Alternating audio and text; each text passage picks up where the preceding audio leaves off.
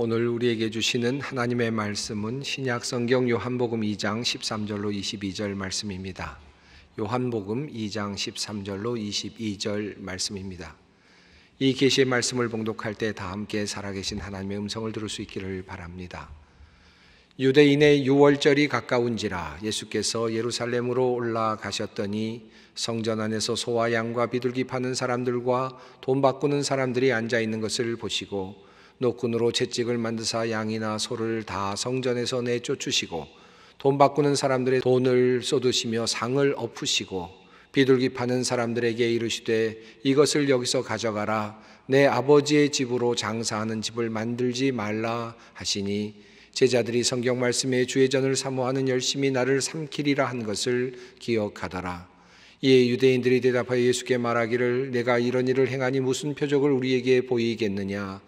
예수께서 대답하여 이르시되 너희가 이 성전을 헐라 내가 사흘 동안에 일으키리라. 유대인들이 이르되 이 성전은 46년 동안에 지었거늘 내가 3일 동안에 일으키겠느냐 하더라. 그러나 예수는 성전된 자기 육체를 가리켜 말씀하신 것이라. 죽은 자 가운데서 살아나신 후에야 제자들이 이 말씀하신 것을 기억하고 성경과 예수께서 하신 말씀을 믿었더라. 아멘. 사랑하는 소망의 성도 여러분, 교회 창립 43주년을 맞이하는 오늘입니다. 떠들썩하게 또 기쁘게 떡도 나누면서 즐겁게 축제와 같이 보내고 싶었는데 오늘 이렇게 함께 하지 못하고 많은 분들이 함께 하지 못하고 온라인으로 예배를 드리게 되었습니다. 43년이라고 하는 시간이 흘렀습니다. 아마 오늘 감회가 깊으신 분들이 참 많이 계실 줄 압니다. 교회가 설립되던 그때부터 시작해서 지금까지 성실하게 교회를 섬겨오신 많은 성도님들이 계시는 것을 제가 알고 있습니다. 우리 소망교회가 설립된 이후 우리 곽선희 원로 목사님께서 큰 수고를 하셨고 교회를 크게 세우셨습니다. 그리고 이어서 김지철 은퇴 목사님께서 또 이어서 많은 수고를 감당해 내셨습니다. 오늘에 이르기까지 두 분의 수고가 매우 크셨습니다. 또 더불어서 우리 은퇴 장로님들과 원로 장로님들 그리고 많은 은퇴 권사님들과 또 은퇴 집사님들이 계십니다. 많은 재직들이 함께 노력해서 오늘의 아름다운 소망교회를 만들어내었습니다. 지금도 우리 소망교회 당회와 재직회와 또 우리 권사님들과 또 직원들과 모든 교육자들이 함께 우리 소망교회를 아름답게 가꾸어 가고 있습니다. 저는 소망교회에 부임한 지 아직 얼마 되지 않았습니다만은 소망교회를 알아가면 갈수록 참 소망교회가 자랑스럽습니다. 너무나도 좋은 성도님들이 많이 계시는 것을 알아가고 있습니다. 알지 못하는 곳에서 또 알려지지 않을 곳에서 이름을 밝히지 아니하시고 정말 많은 수고들을 하시는 많은 분들을 점점 알아가고 있습니다. 그때마다 저에게는 큰 감동이 일어나곤 합니다. 참 자랑스러운 그런 교회입니다. 교육자들도 소중히 여겨주시고 위에서 기도해 주시는 많은 분들이 계시는 것을 제가 알고 있습니다. 저는 이 교회에서 사역하게 된 것이 너무나도 감사하고 또 영광스럽습니다. 하나님께서 저에게 이런 큰 복을 주셨구나 하는 마음이 들 정도입니다. 그런데 사실 오늘 43주년을 맞이하는 오늘은 저의 마음이 그다지 편하지는 않습니다. 과거에 우리 목사님들께서 잘 목회를 해오셨는데 선배 목사님들께서 훌륭한 목회를 잘 해오셨는데 과연 내가 앞으로 이 소망교회를 잘 이끌어갈 수 있을까 하는 두려움이 참 많이 있습니다. 여러분도 처음 경험하시는 일이지만 저 역시 참 당황스러운 일들을 계속해서 경험하고 있습니다.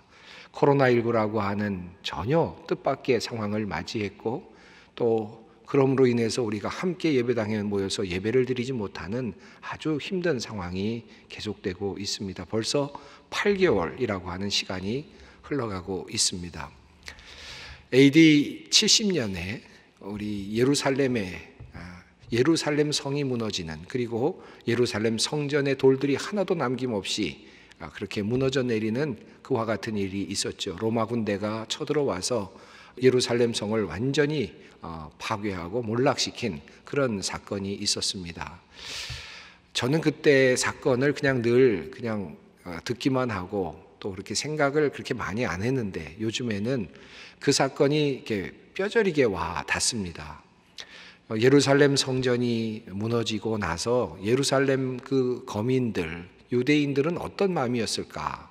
이런 생각이 요즘 계속해서 저의 마음속에 묵상으로 남습니다. 아마도 매일같이 제사를 드리기 위해서 올라가던 사람들이 있었을 것이고, 또 예배당을 성전을 향해서 기도하는 사람들이 있었을 것이고, 또 그곳에 가서 기도하며 찬양했던 사람들이 있었을 것이고, 그곳에서 일했던 수많은 사람들이 있었을 터인데, 성전이 무너지고 난 다음에 그곳에 올라가는 사람들의 마음이 어땠을까? 과연 나는 이제 어디서 예배를 드려야 하나? 어디를 향해서 예배를 드려야 하는가? 과연 하나님은 이제 나의 예배를 어떤 방식으로 받으실까? 어떻게 예배를 드려야 하나님께서 기뻐 받으실까 하는 이런 근심과 걱정으로 그들이 예루살렘 성전을, 무너진 성전을 올라가지 않았을까 하는 그런 생각을 해보게 됩니다. 우리들의 상황이 그렇지 않습니까? 지금 예배당은 물론 번듯하게 있지만 예배당 문을 열지 못하고, 그래서 밖에 서서 예배를 드리고 있는 분들이 있습니다. 예배당 문 앞에 오셔서 간절히 기도하는 분들의 모습을 볼 때마다 저도 눈물이 나고, 그리고 예배당에 오셔서 예배당 앞마당을 계속해서 여러 번 돌고 계시는 그런 성도님들을 볼 때마다 저도 마음이 참으로 안타깝습니다. 언제 이 문을 열 수 있을까 하는 그런 안타까운 마음이 있습니다. 그런 과정에서 우리가 오늘 창립 43주년이라고 하는 그런 시간을 맞이하고 있습니다. 이 날은 역설적으로 아마 오랫동안 기억에 남을 그런 날이 될 것 같습니다. 정말 훌륭한 행사도 없고요, 특별하게 할 수 있는 것도 없고, 그래서 이렇게 조촐하게 예배를 드리고 있습니다만, 역설적으로 우리 모두가 함께 예배를 드리지 못했다는 면에서, 그리고 온라인으로 예배를 드려야만 했다는 면에서 역설적으로 기억에 남는 역사적인 그런 창립기념일이 되지 않을까 하는 그런 생각이 듭니다. 파괴된 성전을 돌아보면서 힘들어하던 이스라엘 백성들처럼 우리들의 모습 역시 참으로 힘든 상황입니다. 코로나19로 인하여서 예배를 제대로 드리지 못하는, 예배당에서 예배를 드리지 못하는 상황도 상황이거니와, 더 한 걸음 더 나아가서 오늘 한국 교회 교인들을 향한 세상에 날카롭고 그리고 아주 힘든 그런 비판들은 우리가 견디기가 어려울 정도입니다. 나름대로 코로나19를 극복하기 위해서 교회가 참으로 많은 노력을 했고, 협조도 했고, 여러 가지 방법으로 도왔음에도 불구하고 교회에서 발생하는 그런 확진자들로 인해서 교회가 지탄을 받는 그와 같은 어처구니 없는 일이 일어났습니다. 가히 박해의 상황이라고 할 만큼의 상황을 우리는 경험하고 있습니다. 과거에는 성경책을 들고 거리를 다닐 때마다 자랑스러웠는데, 그리고 사람들이 부러워했는데, 그런데 성경책을 들고 차마 교회를 다닐 뿐만 아니라 여러 곳을 다닐 수 없을 정도로 참으로 상황이 어렵게 된 그런 지금 지경에 우리가 처해 있습니다. 참으로 안타까운 상황이 아닐 수 없습니다. 이와 같은 상황 속에서 우리는 창립기념일을 맞이하고 있습니다. 참으로 두렵고 교회의 존립을 걱정하게 되는 상황 속에서 오늘 이 시간을 보내고 있습니다. 레이먼드 브라운이라고 하는 성서학자가 있습니다. 이 성서학자는 요한복음을 아주 전공하고 또 그 부분에 있어서 아주 탁월한 학자입니다. 이 분이 요한복음 1장부터 10장에 나오는 앞부분에 나오는 그런 요한복음의 구조를 파악하는 과정 속에서 매우 중요한 한 가지를 주장했습니다. 그것은 요한복음의 앞부분부터 나오는 모든 내용들이 옛 것과 그리고 새 것이라고 하는 두 가지 대조되는 관점을 계속해서 보여주고 있다라고 하는 것입니다. 그래서 옛 것이 새 것에 의해서 대체되는, 리플레이스먼트 되는 그와 같은 모습이 요한복음 1장부터 계속해서 나타나고 있다라고 하는 그런 주장을 했습니다. 사실 요한복음을 읽어보면 1장부터 이어지는 내용들이 그러합니다.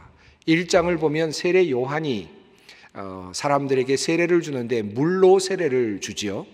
그런데 예수님을 보게 됩니다. 세례 요한이 만나게 되는데 예수님을 만나고 나서 그가 고백하는 내용이 있습니다. 나는 물로 세례를 주는데 그런데 이제 성령으로 세례를 주실 분이 오셨다. 내가 그분을 만났다. 라고 그렇게 고백하는 것을 우리가 보게 됩니다. 그래서 옛 물세례, 옛 것이 물세례라면 새로운 것은 성령 세례라고 하는 것. 그래서 성령 세례로 대체되고 있는 모습을 우리는 성경을 통해서 보게 됩니다. 지난주에 우리가 함께 읽어보았습니다마는 요한복음 2장의 말씀은 가나에서 혼인잔치의 이야기였습니다. 가나의 혼인잔치에서 그만 포도주가 떨어졌습니다. 세상적으로 인간적으로 많은 포도주를 함께 먹으면서 즐거워해야 할 잔치자리였는데 그만 포도주가 떨어졌습니다. 사람들이 준비했던 포도주가 그만 동이 났습니다. 그래서 예수님께서 대신 새로운 포도주를 만들어 주십니다. 정결례를 사용되는 항아리에 모든 물들을 가득 붓고 나서 그 물을 갖다 주라고 하시고 그 물로 통해서 포도주가 변하는, 그런 포도주로 변하는 놀라운 기적을 경험하게 됩니다. 세상의 옛 포도주는 예수님께서 만들어 주시는 새로운 포도주로 대체되고 있음을 성경이 알려주고 있죠.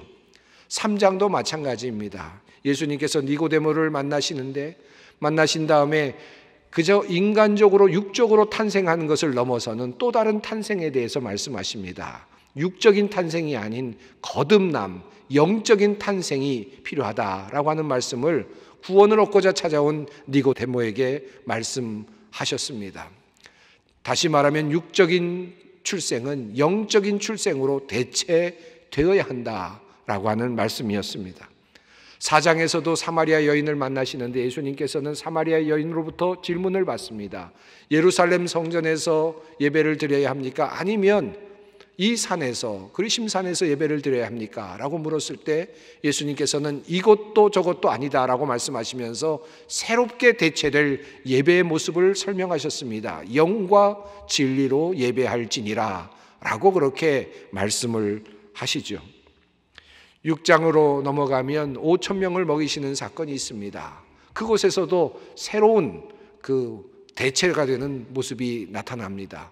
그저 육적인 떡, 그저 사람들이 먹는 떡, 그 떡을 가지고 5천 명의 사람들을 예수님께서 먹이셨습니다. 그러나 예수님께서는 그들을 먹이신 후에 나는 생명의 떡이다 라고 말씀하시면서 이 떡을 먹어야 한다는 말씀을 분명하게 말씀하십니다. 내가 곧 생명의 떡이라 너희 조상들은 광야에서 만나를 먹었어도 죽었거니와 이는 하늘에서 내려오는 떡이니 사람으로 하여금 먹고 죽지 아니하게 하려는 것이다 라고 주님께서 말씀하십니다. 이렇듯 요한복음을 따라 읽어보다 보면 요한복음 속에는 옛 것과 새로운 것이라고 하는 그런 그런 대조가 나타나고 있는 것을 확인할 수 있습니다. 요한복음 1장 맨 앞부분도 역시 그렇습니다. 태초에 말씀이 계셨다라고 시작되는 이 이야기는 14절에서 이 말씀이 육신이 되어 우리 가운데 거하심에 라고 이야기합니다. 이것은 또 다른 하나님의 임재의 양식이었습니다. 과거에는 성전이라고 하는 곳에 하나님께서 임재하셨죠. 성막이라고 하는 곳에 하나님께서 계셨습니다. 그래서 하나님을 만날 수 있는 곳이 성전이었고 하나님을 만나기 위해서는 성막에 가야만 했습니다. 그런데 말씀이 육신이 되어 이제 이 세상에 계신다, 함께 계신다라고 하는 또 다른 하나님의 임재의 방식이 드러나고 있습니다. 이 방식으로 이제 대체되었다라는 사실을 알려주고 있습니다. 그래서 그런지 요한복음을 읽어보면 성전이라는 단어도 좀 공간복음과는 다르게 사용되고 있습니다. 이 공간복음에서 사용되는 성전이라고 하는 단어는 히에론이라고 하는 단어를 사용합니다. 하나님을 만날 수 있는 곳이라고 하는 그런 뜻입니다. 그런데 이와 다르게 요한복음에서는 나오스라고 하는 단어를 사용합니다. 하나님께서 거하시는 곳이라고 하는 그런 뜻을 가지고 있습니다.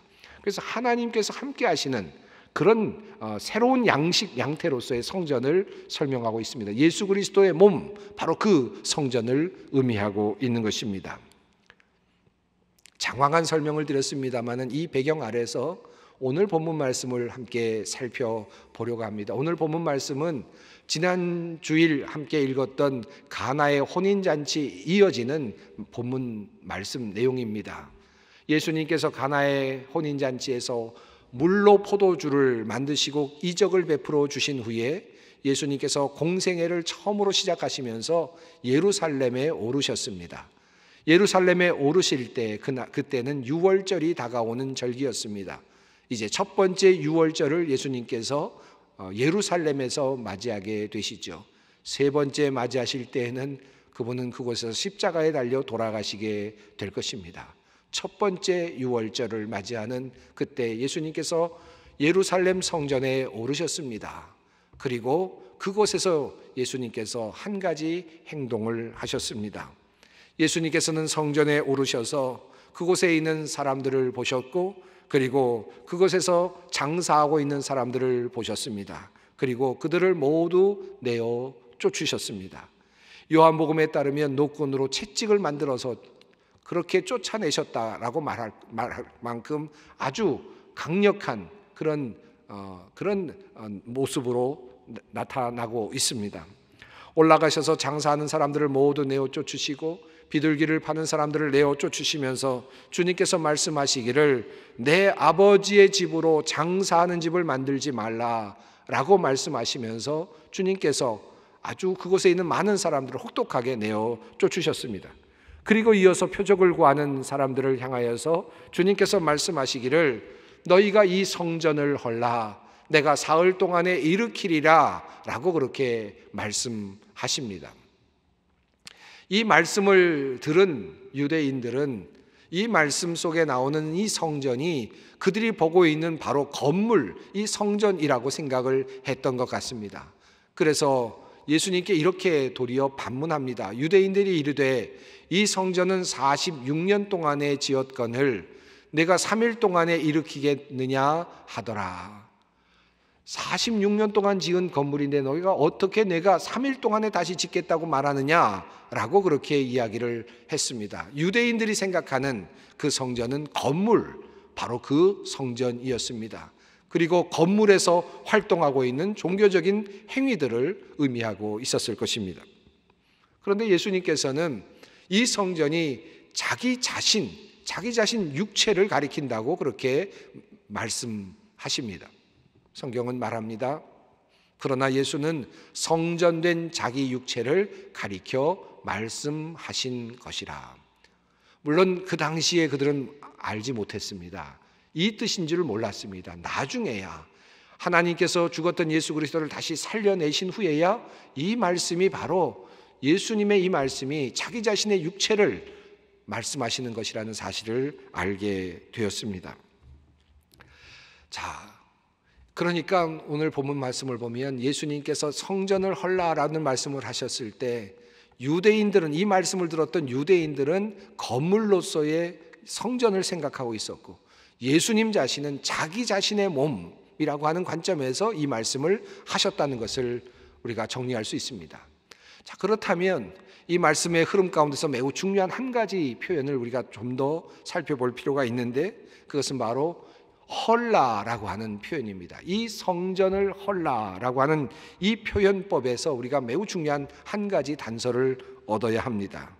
너희가 이 성전을 헐라라고 하는 이 말씀의 원뜻, 그리고 이 표현법에 매우 중요한 단서가 있습니다. 여기서 너희가라고 하는 이 말씀은 유대인들을 가리키는 말입니다. 너희가 이 성전을 헐라라고 하는 말은 유대인들을 가리키는 말이죠. 그런데 흥미롭게도 헐라라고 하는 이 말은 그냥 명령형이 아닙니다. 헬라어 원문을 살펴보면 이 말씀은 조건절로 되어 있습니다. 조건절이면서 명령형으로 되어 있습니다. 참 드문 표현법이라고 합니다. 만일 내가 무엇을 한다면 이라고 하는 뜻이죠. 네가 어떻게 한다면, 만일 내가 어떻게 한다면 이란 뜻을 가지고 있습니다. 그런 면에서 또 이어지는 명령형입니다. 다시 말해서 너희가 이 성전을 헐라라고 하는 이 말을 보다 더 정확하게 표현한다면 너희가 이 성전을 헐어버린다면 이라고 하는 말입니다. 너희가 이 성전을 헐어버리게 된다면 이라고 하는 말씀이죠. 예수님의 말씀은 유대인의 입장에서 듣는다면 이와 같은 말씀이었을 것입니다. 너희가 보는 이 건물, 이 성전은 아무런 의미가 없는 것이다. 이 성전을 헐어버리라. 하나님을 만나려고 하나님의 임재의 장소라고 여기며 이곳에서 너희가 끊임없이 왔다 갔다 하였고 노력하지 않았느냐? 그런데 너희의 이 성전의 모습, 오늘의 성전의 모습은 어떠하냐? 너무나 많은 잘못된 관행과 죄로 망가지고 말지 않았느냐? 너희가 성전에서 장사를 하고 짐승을 팔고 있지 않느냐? 어찌 이 성전이 아버지의 집이 장사하는 집이 될 수 있다는 말이냐? 개인의 이익을 챙기는 것이 될 수 있다는 말이냐? 그러므로 너희에게 말한다. 너희가 이 성전을 헐라. 만일 너희가 이 성전을 헐기를 원한다면, 만일 너희가 이 성전을 헌다면, 그러면 내가 새 성전을 일으키리라. 주님 말씀하시는 것입니다. 2020년 창립 43주년을 보내면서 코로나19의 상황 속에서 우리는 하나님께서 우리에게 말씀하여 주시는 그 말씀을 바로 이 관점에서 듣게 됩니다. 지금까지 내가 보았던 바로 그 교회, 내가 습관처럼 다녔던 바로 그 성전, 그 성전을 내가 헌다면, 내가 그 성전을 헐어버린다면 내가 사흘 안에 내가 새 성전을 일으키리라. 지금까지 하나님의 마음을 아프게 하였던 그 모습들, 성전에서 장사와 같은 일을 했던 그 모습들, 부끄러웠던 그 성전의 모습들, 삶들, 그 모든 삶이 포함된 그 성전을 너희가 헌다면 내가 새 성전을 지어주리라. 주님 말씀하십니다. 두 번째로 예수님께서 성전이라고 말씀하신 것은 예수님의 몸 그 자체를 의미했다고 말씀을 드렸습니다. 만약에 예수님의 관점에서 이 말씀을 이해한다면 어떤 뜻이 될까요? 자신의 육체를 성전이라고 말씀하면서 너희가 이 성전을 헌다면 이라고 말씀하셨다면 이것은 어떤 뜻이 되겠습니까? 역시 조건절이며 명령형입니다. 다시 말하면 이것은 그렇게 해석한다면 역설적인 그런 명령형으로 이해할 수 있을 것입니다. 성전을 헐고 즉시 결과가 어떻게 되는지 너희 한번 보겠느냐라고 하는 그런 의미가 담겨있는 조건절 명령형이 되는 것입니다.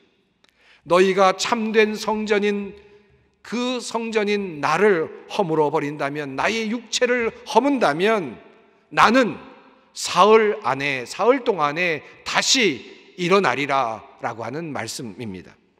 이것을 보다 의미를 담아서 의역을 한다면 이렇게 될 수 있겠습니다. 너희가 이 성전, 참된 성전을 헐기만 해봐라. 그렇게 된다면 나는 다시 이 성전을 사흘 안에 세울 것이다 라고 하는 주님의 강력한 의지입니다. 이 말씀은 너희가 나를 죽여도 나는 다시 일어나리라고 하는 확고한 주님의 선언입니다. 이 말씀은 너희가 성전을 무너뜨려도 참된 성전은 다시 일어날 것이라고 하는 확고한 주님의 선포이기도 합니다. 결국 유대인들은 어떻게 했습니까? 6월절 날 그들은 예수 그리스도를 십자가에 못 박음으로 참된 성전, 이 땅에 오신 참된 성전을 그만 허물어 버리고 말았습니다. 그러나 그렇게 허물어진 성전은 그대로 있지 않았습니다. 사흘 동안 하나님께서 그를 다시 살려내셨습니다. 참된 성전을 이 땅에 다시 회복시켜 주셨습니다. 많은 분들이 오늘의 상황을 기독교의 위기의 시간으로 분석합니다. 그리고 새로운 형태의 박해 시대를 우리가 지금 살아가고 있다고 그렇게 고통스럽게 호소하는 분들도 참 많습니다. 지속적으로 교회를 흔드는 세력들이 있고 교회에 대한 비판과 그리고 공격이 계속적으로 늘어가고 있습니다. 이단들이 창궐하고 있습니다. 그래서 코로나19 이후 상황 속에서 한국교회가 과연 제대로 살아남을 수 있을까를 고민하며 걱정하는 분들이 참 많이 있습니다. 그런데 오늘 이 말씀 속에서 주님의 단호한 결단을 우리는 듣습니다. 너희가 이 성전을 헌다면 내가 사흘 동안에 일으키리라. 너희가 이 성전을 헐라 내가 사흘 동안에 일으키리라. 만일 너희가 참다운 교회, 진정한 교회를 무너뜨린다 할지라도 나는 사흘 안에 다시 주님의 교회를 세울 것이다. 너희가 아무리 교회를 무너뜨리고 망가뜨려도 나는 진정한 교회, 진실된 교회를 다시 세우고 말 것이다. 주님의 단호한 결의입니다. 우리는 이 말씀 속에서 주님의 이와 같은 단호한 결정을 듣게 되는 것입니다. 참으로 흥미롭게도 유대인들이 들었던 성전에 대한 개념이 다르고 예수님 자신이 말씀하고 계시는 성전의 개념이 다릅니다마는, 그래서 두 가지로 저희가 지금 해석을 해보았습니다마는, 그러나 그 결과 내가 다시 교회를 세우리라, 사흘 안에 교회를 세우리라 라고 하는, 일으키리라고 하는 말씀 속에 나오는 그 교회는 동의를 합니다. 그 교회는 어떤 교회입니까? 바로 부활하신 그리스도의 몸된 교회입니다. 건물로서의 그 교회를 너희가 헐게 된다면 나는 사흘 동안에 새로운 교회를 일으키리라. 그 교회는 어떤 교회입니까? 부활하신 그리스도의 몸이지요. 예수님께서 십자가에 달려 돌아가시게 하고 그 육신으로 오신 그 성전을 유대인들이 헐어버렸습니다마는 사흘 동안 주님께서 다시 일어나셨습니다. 그 육신으로 일어난 그 성전은 어떤 모습입니까? 부활하신 그리스도의 몸입니다. 그러므로 부활하신 그리스도의 몸이 바로 진정한 회복된 성전임을 우리는 깨닫게 됩니다. 우리 교회가 앞으로 어떻게 가야 할 것인가? 비전이 무엇인가? 교회의 미래는 어떠할 것인가? 우리는 여러 가지 논의를 하고 있습니다만은 그보다 더 중요한, 매우 중요한 관점이 있습니다. 그것은 우리 소망교회가 과연 부활하신 그리스도의 몸된 교회인가? 라고 하는 질문을 먼저 던져보는 것입니다. 이것이 매우 중요합니다. 교회가 부활하신 그리스도의 몸이라면 그것은 무엇을 의미하는 것입니까?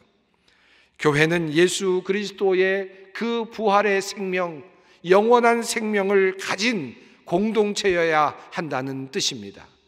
부활하신 그리스도의 몸이라고 하는 말은 그 부활의 생명이 교회 안에 있다라는 뜻입니다. 생명이 없는 교회는, 부활의 능력이 없는 교회는 죽은 교회이고 진정한 교회가 아닙니다. 우리 소망교회가 앞으로도 끊임없이 추구해야 하고 그리고 끊임없이 살펴나가야 할 바로 그것은 부활의 능력이 있는 교회입니다. 영원한 생명의 능력이 있는 교회, 이 교회를 앞으로도 44년, 45년 계속해서 이어나가야 할 것입니다. 또 한편으로 이 말씀은 이 부활의 능력, 부활의 몸이라고 하는 의미는 단순하게 그저 몸과 팔과 그리고 다리가 합해져 있는 그와 같은 그저 몸 덩어리의 연합체를 의미하지는 않을 것입니다.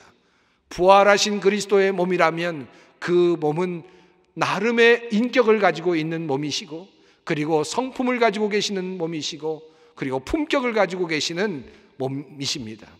부활하신 그리스도의 몸, 주님께서 부활하신 후에 모든 제자들에게 용서를 선포하셨고 사랑을 선포하셨고 믿음을 선포하셨습니다. 그 모습 그대로, 예수님께서 사셨던 그 모습대로 부활하신 예수 그리스도의 모습처럼 품격을 지닌 그런 교회가 되어 가는 것입니다. 부활의 주님께서 우리에게 새롭게 세워주시는 성전 교회는 영원한 생명의 능력이 있는 교회입니다. 창립 43주년에 우리 주님께서 새롭게 세워주시고자 하는 교회 성전은 아무리 세상이 무너뜨리려고 해도 다시 세워주시는 그 교회는 부활하신 주님의 품격, 주님의 그 품성이 드러나고 있는 그런 교회여야 합니다. 사랑하는 소망의 성도 여러분, 창립 43주년을 맞으면서 우리 주님께서 우리에게 주시는 그 말씀을 주목합니다. 너희가 이 성전을 헌다면 내가 성전을 세우리라. 너희가 이 성전을 헌다면 내가 사흘 동안에 새 성전을 세우리라. 이 말씀을 깊이 묵상하는 창립 43주년이 되었으면 좋겠습니다. 옛 성전을 헐어버리고 그리고 주님께서 주시는 참된 부활하신 주님의 그 성전을 우리가 다시 새롭게 받는 귀한 오늘이 되기를 원합니다. 함께 기도하겠습니다. 코로나19로 위기를 맞고 있는 세상 속에서 창립 43주년을 맞는 소망교회를 사랑하시는 하나님, 너희가 이 성전을 헌다면 말씀하시는 주님의 말씀을 희망의 말씀으로 받습니다. 참된 그리스도의 몸으로 세상에 생명을 전하는 주님의 교회 되게 하옵소서. 예수님의 이름으로 기도드립니다. 아멘.